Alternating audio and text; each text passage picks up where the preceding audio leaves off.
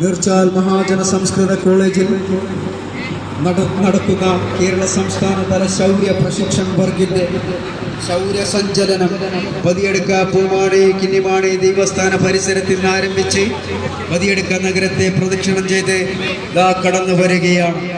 ആശീർവദിക്കുക, അനുഗ്രഹിക്കുക. ഈ പരിപാടി വിജയിപ്പിക്കുന്നതിന് വേണ്ടി ഈ നാട്ടിലെ മുഴുവൻ ഹൈന്ദവ വിശ്വാസികളെ സാദരം ക്ഷണിച്ചുകൊള്ളുന്നു.